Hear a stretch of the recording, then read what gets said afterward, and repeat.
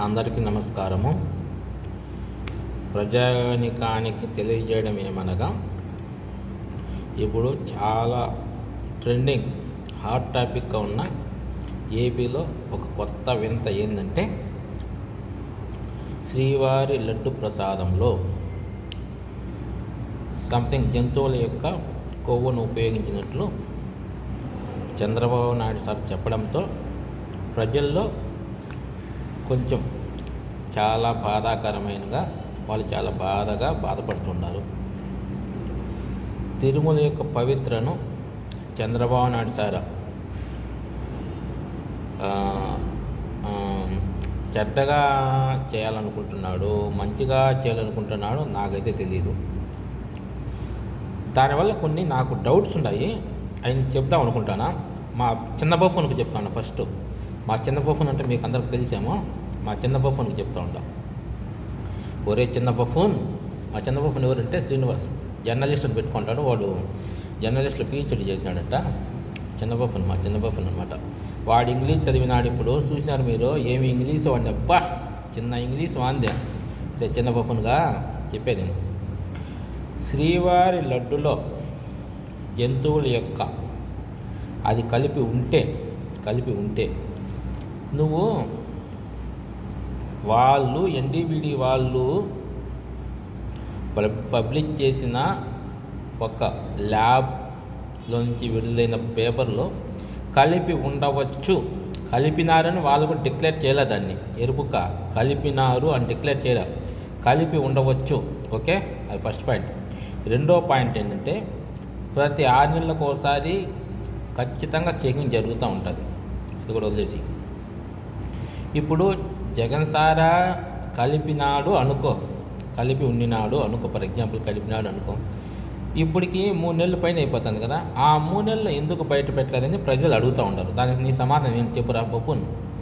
వచ్చే 3 నెలలు అయింది, ఇంతవరకు దాని గురించి ఏమి ఎత్తలా, నిన్న ఒక్కరోజు ఎందుకు చెప్పాల్సి వచ్చింది అని అడుగుతాంటారు. రే చిన్న బఫూన్, ఓకేనా. ఇంకోటి, ప్రజలు ఏమంటారంటే, నిన్న వినాయక స్వామి యొక్క నిమజ్జనంలో వినాయక స్వామి చవితి పండుగ రోజున చాలామంది చాలా చోట్ల డీజే ముందు నీకు 15,000, నీకు 15,000, నీకు 18,000, నీకు 18,000 అని అది ఒక ట్రెండింగ్ సాంగ్ అయిపోయింది. ప్రజల్లో బాగా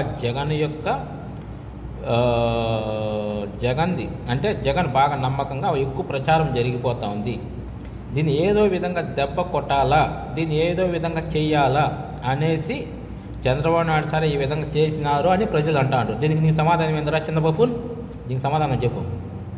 ఇంకోటి ఏంటంటే, NDBD కూడా ఆల్రెడీ 475 కోట్లకు అమ్ముడు పోయినట్టు కోపరా అనే ఒక పెద్ద సంస్థ చెప్పింది. ఆ విషయం నీకు తెలుసా? తెలియదు. నువ్వేదో న్యూస్ చెప్తాను. 475 కోట్ల రూపాయలకు ఈ సంస్థ అనేది అమ్ముడు పోయిందని ఓ కోపరా అనేది, ఇంకా దీనికన్నా ఇంకా పెద్ద సంస్థ కోపరా అనేది, ఆ సంస్థే చెప్పింది. అప్పుడో చెప్పింది, ఇప్పుడే కాదు, ఇప్పుడు ఆల్రెడీ చెప్పేసింది కూడా. ఆ సంస్థ అమ్ముడుపోయిన వల్ల ఇట్లాంటి పేపర్లు మస్తుగా సృష్టించామా? ఒకసారి ఆలోచించా. నువ్వు చచ్చిపోయినట్టు డెత్ సర్టిఫికేట్ కూడా ఇవ్వచ్చాము, చెప్పలేము. చూడు ఒకసారి, ఓకేనా. కాబట్టి నువ్వు చెప్పే ప్రతి ఒక్క అంశం అన్నీ తప్పలేరా, ఏరుకోకున్నామంట. ఏమి చెప్తాను, ప్రతి ఒక్కటి తప్పే చెప్తాను. వాళ్ళు బాగుంటారు, మధ్యలో నీకు ఎందుకురా ఏరుపుకున్నా కొడక, వాళ్ళు పెద్దవాళ్ళు చూసుకుంటారు, నీకెందుకు? ఓకే, నువ్వు జర్నలిజం అనుకున్నావు. ఆడ ఒక అమ్మాయిని మన ఎప్పుడో ఏదో రైతులు గిట్టుబాటు ధర లేక అగసాట్లు పడతాం, వాళ్ళ గురించి నువ్వు చెప్పు. కూరగాయలు రేట్లు పెరిగిపోతాయి, దాని గురించి చెప్పు. నూనె యాడ్ పెరిగిపోయింది, దాని గురించి చెప్పు. ప్రజలు అగసాట్లు పడతారు, ఏం చేయాలన్నా దాని గురించి చెప్పు. యువకులు ఉద్యోగాలు లేక అగసాట్లు పడతారు, దాని గురించి చెప్పు.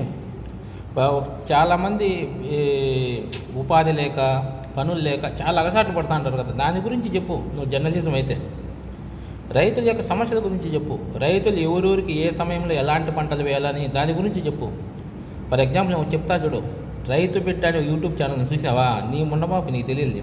ఆయన చూడు, ఒక రైతులను ఉత్తేజపరిచే విధంగా, అంటే రైతులకు ఒక మెలకువలు నేర్పించే విధంగా ఛానల్ పెట్టి రైతులకి ఎంతో అండగా, ఎంతో ఉత్సాహంగా ఆయన సాగిపోతున్నాడు. అలా చేయరా, నీకు చేతనైతే నువ్వు జర్నలిస్ట్ అంటావు, నీకన్నా వాడే మేలు, TV5 మూర్తిగాడే మేలు 100 రెట్లు. ఒకసారి కాకుండా ఒకసారైనా. ఏమిరా శ్రీనివాసు, నీకేమి పని లేదరా బాలరాజు. మనిషి అది ఇంగ్లీష్ చదివినా ఇప్పుడు అది ఏమన్నా ఇంగ్లీష్ చదవడమేరా ఎరుపుక. అది ఇంగ్లీష్ చదవడం అదేనా చదివేదే? ఫుల్ స్టాపులు కామాలు ఏమి లేవు దానికే. నీకే నేను ట్యాగ్ చేస్తాను, చూసుకోరా ఒకసారి.